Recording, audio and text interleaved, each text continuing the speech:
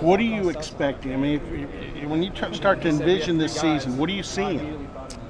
I try not to look about where I'm at on the field, because one of the reasons I stayed here is, I love this place, and I think this football team has a chance to be really special, and I want to be a part of it. And it doesn't matter what it is or what way it's going to be, but I want to be a part of something that I think could be really special, and that's we have a chance for that this year. So. But do you get the feeling like maybe a few of us do? It's going to be a very tangible meaning what you're going to have with this football team, and I'm not just talking about over on the sidelines, patting guys on the back, being the leader there.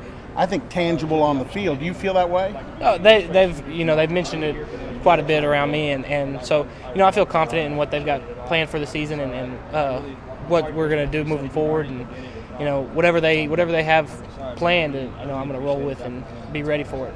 If you were a coach, could you draw up some crazy things, maybe with you and Mason both on the field? Maybe I've even thought Todd Mays, who quarterbacked some. You put three guys on the field, the defense has got to understand there's three arms out there. We've got some dangerous guys on our football team this year, and I think that's what makes it so exciting. And as far as if you want me to drop some plays, I can get pretty creative. I don't know how successful they'll be, but I could get pretty creative. One of the other things that the head coach has bragged about you is what a great teammate you've been with Mason, and how you've talked to him. And what are the things you're telling him? I remember the one thing I told him when he was getting his first start at Baylor. They were getting ready to travel. I wasn't traveling, and he's sitting in his locker. And I told him, "Remember, Mason, it's the same game you've been playing your whole life. Just go play ball."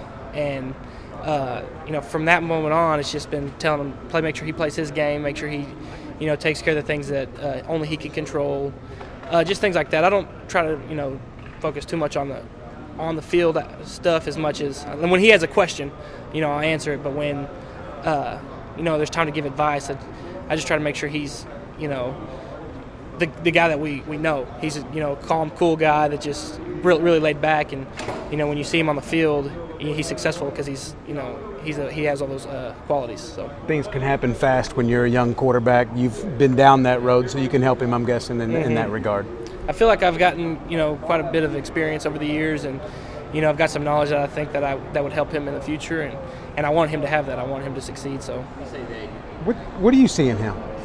I see a lot of talent. He's a great kid. We hang out all the time, and he's got he's a great kid and a lot of talent. And I think the sky's the limit for him. The one thing I just try to harp on him is make sure he's becoming the best he can be and busting his butt in anything he does, because if he maximizes his talent, there's no telling how good he can be, and I'd love to see that, and it'd be really cool. So, mentally, you've been there where everyone expects you to be the guy first game of the year. He's going through that now through the summer. Mm-hmm. How did he handle the summer with all those expectations? He did it very well. He you can see him growing up and becoming a leader, he was already a leader when he got here, but a much better leader. And you can see, his talent. Just he's starting to own his skills, starting to,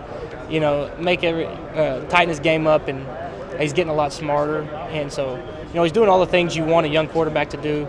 And I think he's got a bright future this season. I think it's going to be fun to watch him.